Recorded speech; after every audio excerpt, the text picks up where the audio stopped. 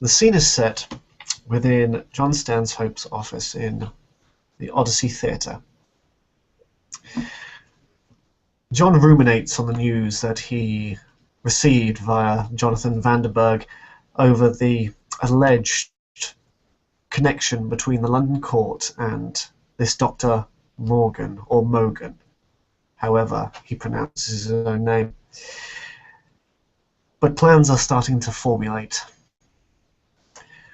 John sends messages to his contacts within the European kindred and starts to gather his own resources to see if he can learn anything about this particular kindred. He calls in Geoffrey, as Geoffrey is only absent from the London court since a year ago when he came to New Sarum, and so he might know a little more. John's own knowledge, he will be rolling his intelligence and politics.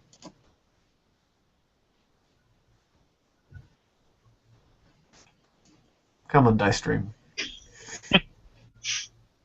Here we go, slowly but surely. 3 successes.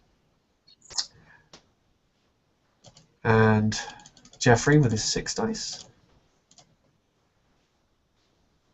4 successes. Excellent. So John learns that this Dr. Mogan hasn't been in London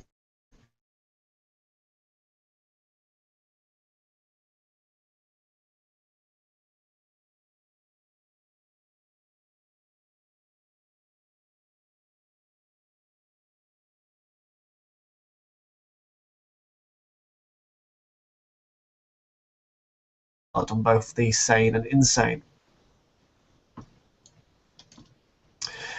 He had a theory of perfect sanity.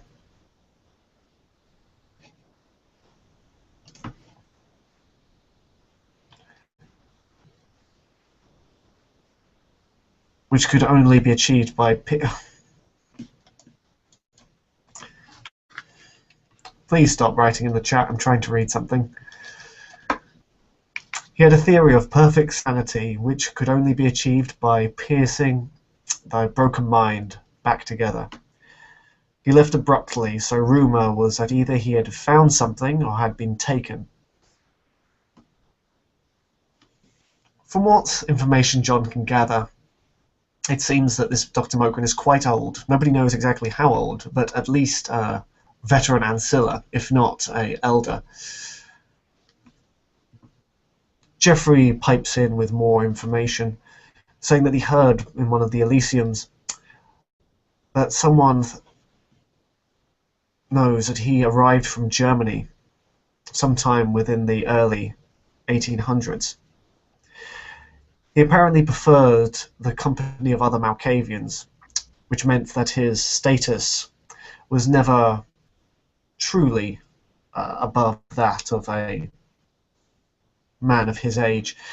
Not particularly politically motivated, Dr. Morgan was a shadow in the London court. An enigma wrapped in a mystery. John growls at the lack of information.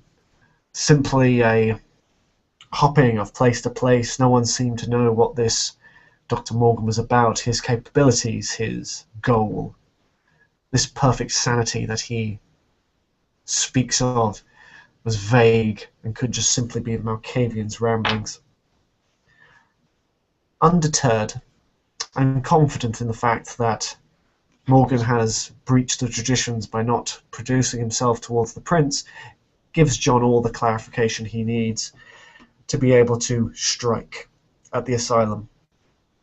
He reaches for his phone and calls 2 of his allies, who he knows is interested in this particular endeavour. His own clanmate, Lard Brehon, and the Tremere, James Smith, and calls them to his office immediately to start plans on an assault on the asylum. While he waits, he rings his ally, Mr. Flagg, requesting for a number of specialist pieces for his assault team. a set of 7 suits of Kevlar armor, assault rifles, gas masks, tear gas, and some noise-dampening headphones. This is general equipment by SWAT officers of the police, and seeing as first armored security, as well as their division on the arms manufacturer, supplied to the police, it would be easy enough to be able to siphon some of the stock for his own purposes. After the call, he is made aware that his guests have arrived.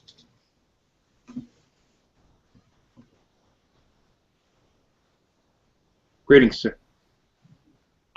Laird Brayhan walks in and stands with his arms crossed in front of you, astute and attentive. And as James Smith is led into the office. Good evening, Mr. Brayhan. Please take a seat. We have much to discuss this evening. Laird takes a seat and then... Welcome, Mr. Schmidt. Please join us. Good evening, Mr. Stanshope. Mr. Brayhan.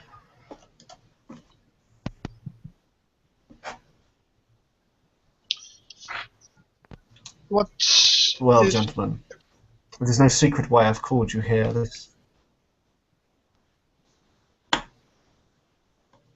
The Asylum. We have all arrived here to deal with the Asylum problem. Now, any comments, Mr. Schmidt?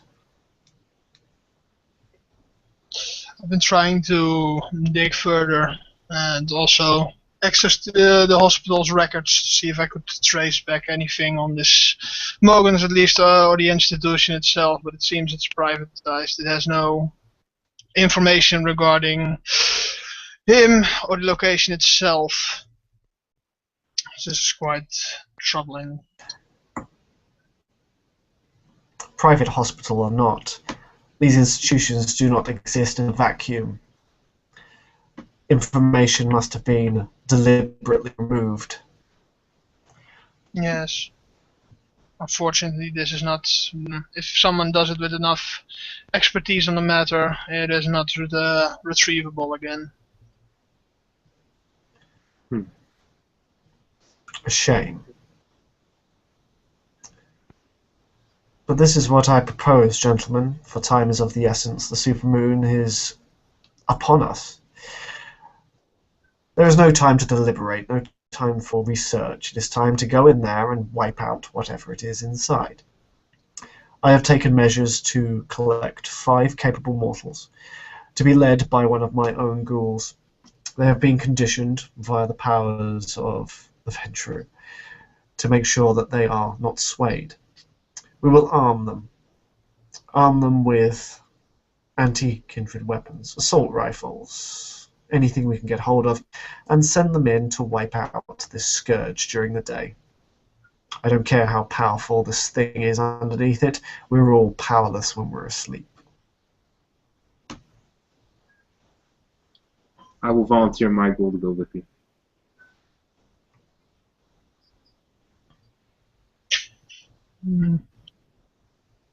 So there's assault. You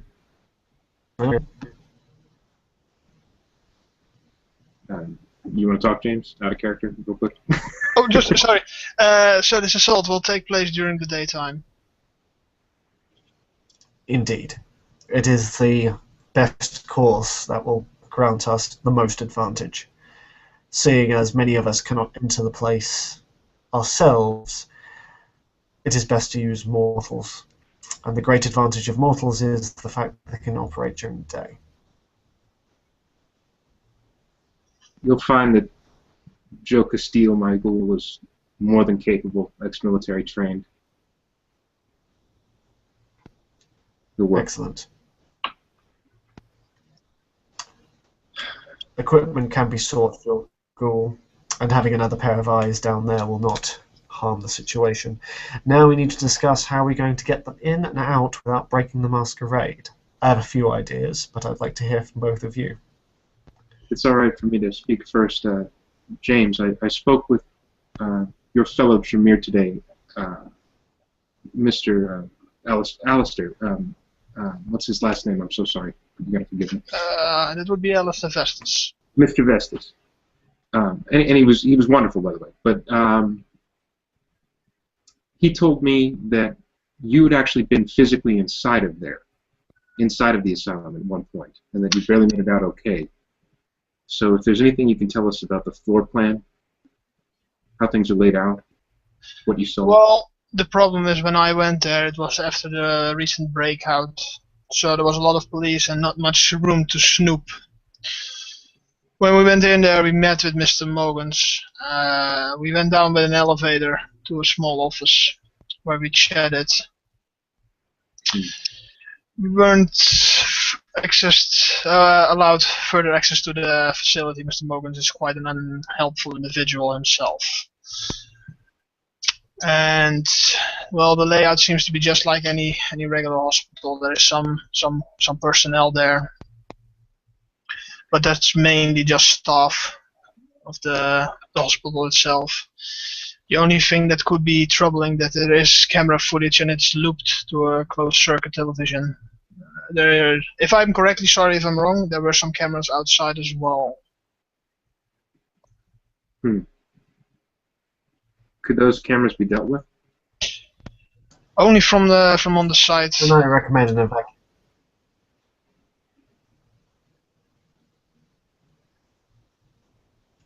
Sorry, we've got to be careful because it looks like there's a delay between us all. So, Yes. Yeah. We were trying to.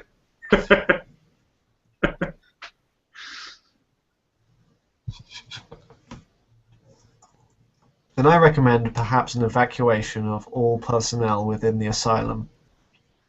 During the day, it would leave only those who are culpable to be exterminated.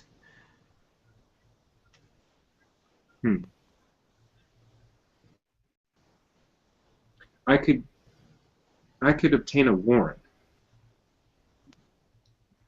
which would give us cause to be there in force, and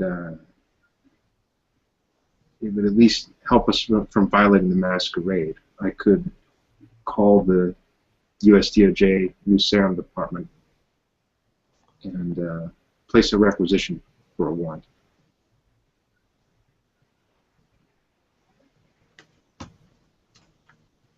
This will get them in, but will it allow us to get rid of any civilians within the building?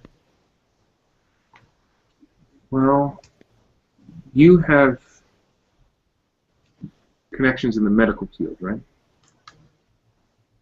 Sir? I do, yes.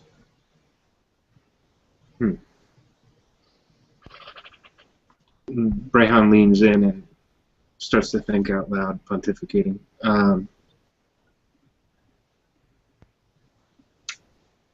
There has to be some way we can use that in order to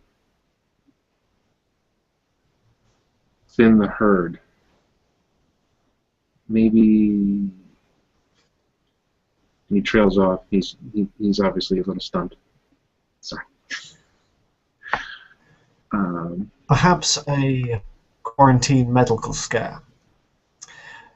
I've noticed on the news that there is a particular fervor for the Ebola virus within Africa, and that a few US citizens have caught the virus, and although they are being detained in a military facility, it would not be completely against the medical purview of the media that one of these individuals was taken to the asylum. A containment breach would mean that we would have to quarantine the whole building. Evacuate everyone within it and carry on. No, I'm saying that could potentially work. Or you could, if you wanted to it be in keeping with the warrant, you could maybe use your medical connections to say that certain medications that they've been ordering are much in excess to the point where it's obvious that they must be distributing illegally, which would also give you cause to have the place evacuated with a warrant. You could have the police themselves contact the place and tell them that they have to shut it down in such an event, sending the workers home. But I don't know if that would get rid of the inmates. So your plan might be better, sir.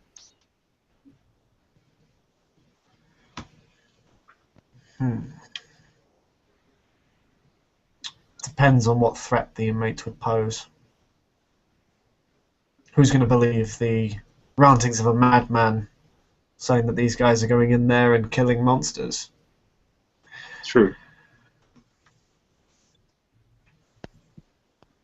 James, what do you think? Is there anything we're missing here? I had some ideas myself. The problem is the property is outside of city limits, so City Hall's influence doesn't reach to it. Leaving shamefully a pest problem idea that bubbled up before is unusable. City Hall, if you combine your contacts with Mr. Stansoap's, maybe obtaining that quarantine would be easier. Yes, the problem is just out of character. It's outside of city limits, so City Hall has no sway over that piece of area terrain. None. It's just outside of it. Yep. It's still in the purview, surely. It's still within the same city limits. Being in between towns doesn't make you lawless. I would agree. And if not, we could use my influence at the DOJ to get special permissions, possibly.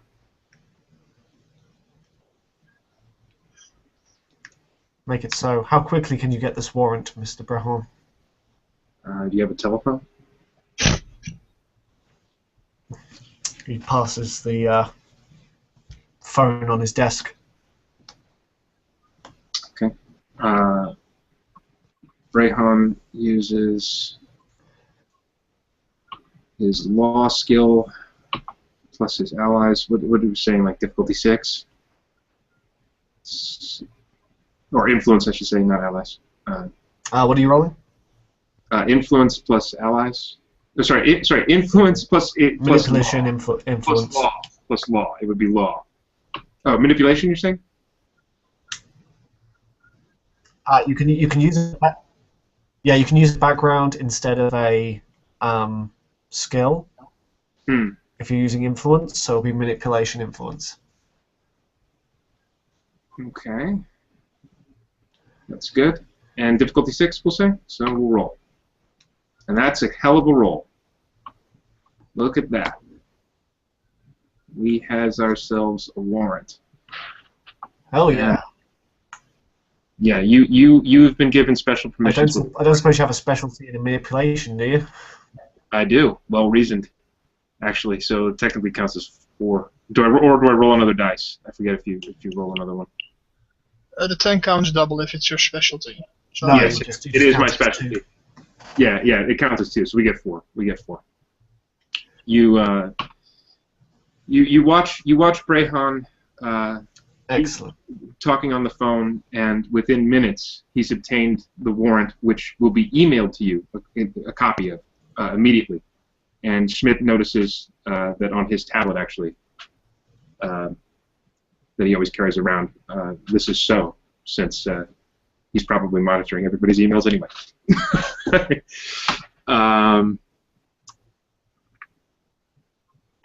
There you go, sir. Perfect. So, we have reason to go in and go out. The gentlemen will look exactly like squat police officers, since they're using the same equipment. But as a special precaution, I think it would be best if someone in pocket was the commanding officer on charge during that day. I'm hoping to assault the asylum tomorrow, since we have little time. So John Stanhope will use his influence. Influence 4, well, no, manipulation 4, influence 1 in the police. Not to particularly influence the police in any particular manner and get them to do it, but to just make sure that his ally is the commanding officer on shift that day.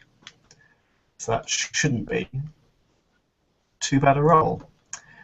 Ooh, it's not a botch, but it's a fail. Oh well. It seems that my ally is on paid vacation that day, Well, we and just shows that. So, hmm. unfortunately, that idea is out the window. Hmm. James hears this and indeed the talk of an ally. This man is a police officer. He is a high-ranking member of the police force. He says not wanting to give away his contacts, even to an ally.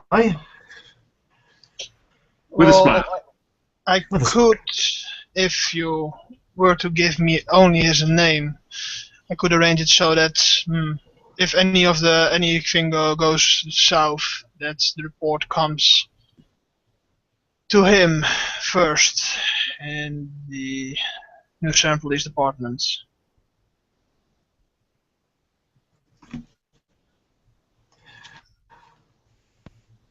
your grasp on the situation is Schmidt, but I do not believe that you will be able to stop the wheels of bureaucracy turning. We will just have to be more careful going in, is all. Yes. I could. I still do not have the ghouls or any other resource I could help, but I could arrange one of my allies and possibly contact mine to help. However, this would require one action of the team inside. They would have to place two, and James will just produce two flash drives. They would have to insert this in any computer that is on, and from that moment you could have eyes and ears inside of the building. That would be fantastic. Yes. Just Very out of good. character, this will be. I would also request, Mr. Schmidt. Go ahead. I also request, Mr. Schmidt, that the members be equipped with perhaps cameras so we can see their movements once we awake for the evening, in case they stumble across anything of import.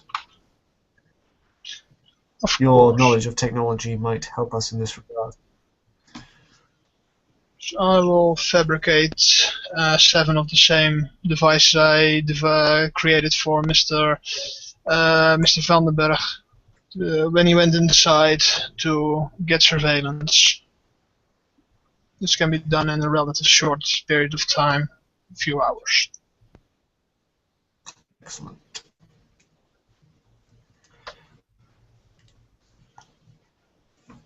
Now, what else do we need to make this work? Honestly, more men would be great. You see Brayhan's side just a little bit. But I think surely there must be other realms of influence that we can pull upon. Media, maybe? I have no contacts within the media, unfortunately. What I can do, perhaps, although this is a rather minor problem, is use my contacts in high society to create a scandal. This should be easily enough done. The reason for this would be that it would focus the media crews away from the Asylum, as the tabloids will be more eager to besmirch a beloved celebrity than Okay. with a supposed reaction. I think that's a good course of action. So calling his ally and rerolling his manipulation influence. No. Man, I hope you are rolling all these so that tomorrow you don't, you're getting it out of your system. Well, I've accidentally offended my ally. I will have to make it up to the young woman. I am willing for any other suggestions, gentlemen. Perhaps in your own purview. Hmm. Hmm. Maybe we could use resources to our resources combined to bribe somebody in power. In the event that we have to make things smooth over. Perhaps, Just but that nice. would cost us time to meet with this person. Damage Mm, control rather than damage prevention. right. Hmm. Hmm. Well, we have a We good need a way. start. We need a way to. We We need a way have to set the building on fire, the sir. group who are out.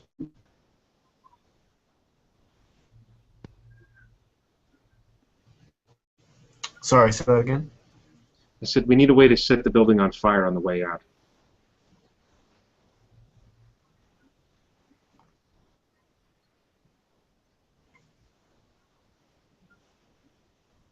Hmm. It's a medical facility. Medical facilities have liquid oxygen. It would not be difficult to use such a said explosion as a maintenance problem, stray bullet, a fault, simply a police officer being too foolish. So, fingers crossed, John's going to try and roll his medical influence to see if he can get a canister or divert a canister of liquid oxygen. Hey! There we go. That's it. There we Now go. that's See. 1, 2, 3, 4, 5, 6, 7 successes. There we go. No one ever knew it was missing. See, you were just getting the others out of your system for that. That's, all right. So we have an exit strategy that involves destroying the facility permanently. Let's see if we can use the medical influence again to orchestrate a reason for the doctors and nurses to be away from the asylum that day. So a course or random test that they have to Maybe with adhere to. A seminar, perhaps. We can say, James.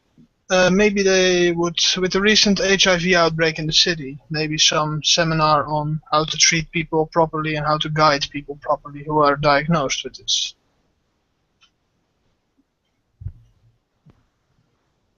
That works. You could probably hold that at Yes, Core that Adventure can be Town. achieved.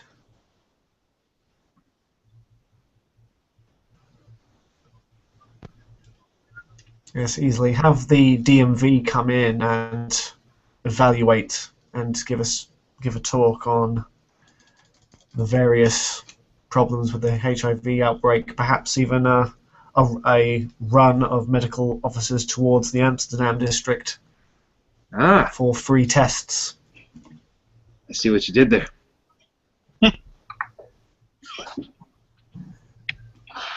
So, fingers crossed again. Oh no, not a complete fail. 2 successes. So yes, we can get probably some of the staff out, but not all of them.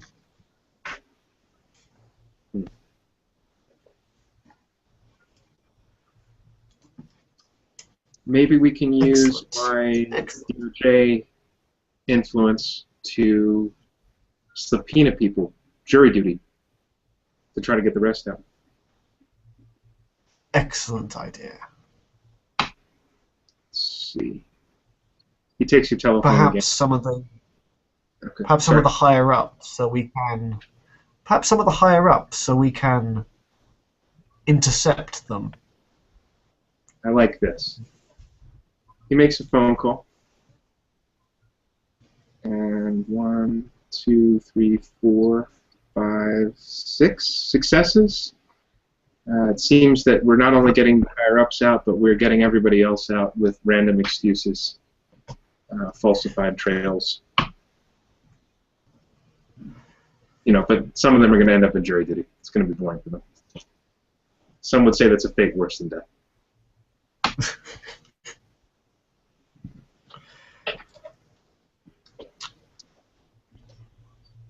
Right. I will have your ghoul study the floor layout provided by Mr. Schmidt. Certainly. In fact, we might and probably have a look at it ourselves, see if there's any particular point of entry or exit we suspect this creature to reside. The problem with the building is if it indeed has a downstairs or basement. Well, if this is considered metagaming for the scene before, sorry for that, but I think the assumption would be fair to make. Well, if indeed something is slumbering there, it would be deep underground, if it indeed has a basement. Have you seen any indication that there is subterranean levels? Yes, as I said, the office which I went to, which had an elevator going down. So there could be an assumption that there's more. Do you remember if there were more than one floors available to tag on the elevator? As far as I know, there was a button. There were several buttons, and there was just pressed one which went down quite a bit. Yeah, then it's safe to assume there's multiple floors going down. Could be anything. Yes, it's also something I would advise your team when they make their way out to sabotage this elevator. So that's where we can detonate the oxide at the elevator itself, possibly sealing it in.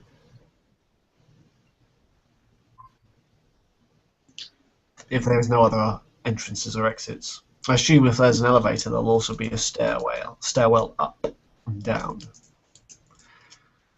James, would you know anything about the condition of the building? The building had a strange architecture, and James made some pictures while he was there, and he will just produce them from a file from a briefcase. It's a strange architecture, strange windows, but nothing too specific, unfortunately. So we don't know if there's any other places where we should shed the oxide to hopefully destroy the building. No, I think a fire would be best. It would just go up in flames. If you were to wish for it to blow up completely, I would say you would need quite a lot of explosives. Which would then again arouse quite some suspicion. A fire can happen, but a building doesn't blow up on its own.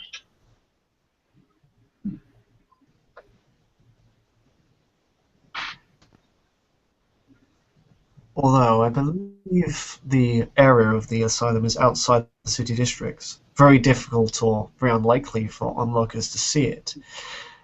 Explosion perhaps not, but construction crew maybe if this fails. We will see what information our squad gleans once they've gone in there. But if this fails, then perhaps a more drastic solution must be discussed.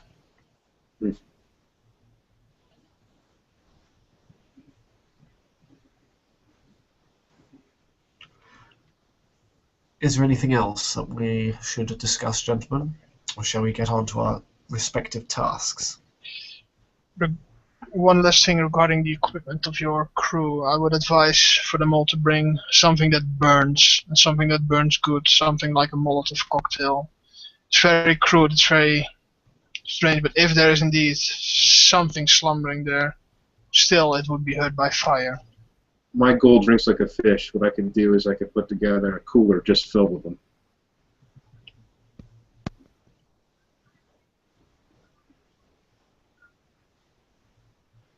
They make little noise, it's just... Molotov is a unwieldy weapon and something surely we have developed something a little bit better for this. Yes, but the question is if it's obtainable. Something like white phosphorus would do the job a lot better, but that's How about a military. flare gun? Flare gun. That's interesting. A flare gun is used in most boats. It's easy enough to get. We have a harbour in New Sarum. Docks. Yes, indeed. Also Yes. the advantage that it's a projectile. Would you give them to everyone? Depends how many we can get, or more appropriately, how many you two can get in such a short time. John smiles. James, as stands upstairs, says this. James quickly grabs his, checks his laptop and goes to black market websites via the Tor network, which I, out of character, I order most of my things from. And he takes a look, and flare guns are quite easily to obtain here. Not that difficult to achieve, and also with some loads. So I don't know what's viable. To get one for everyone in the team should be easy. So Mr. Schmidt will provide us with the flare guns. Do you still want the Molotov cocktails?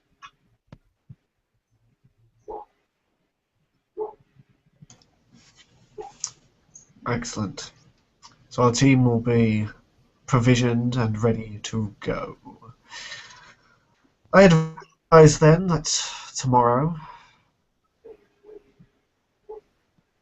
we have them assault.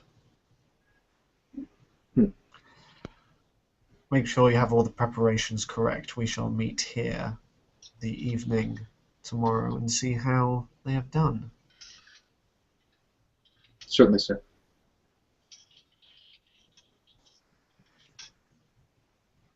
Well, hopefully this will bear fruit. If not, at least we know more of our enemy. Yes. And if it indeed fails, let's hope, as we saw previous, that more of the dreamers come into action. We can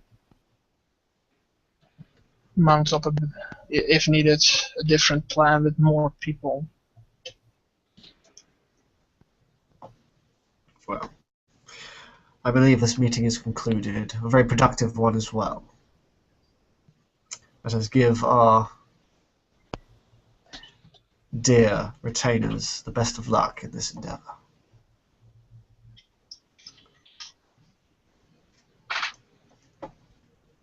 And with that, I think we end the scene.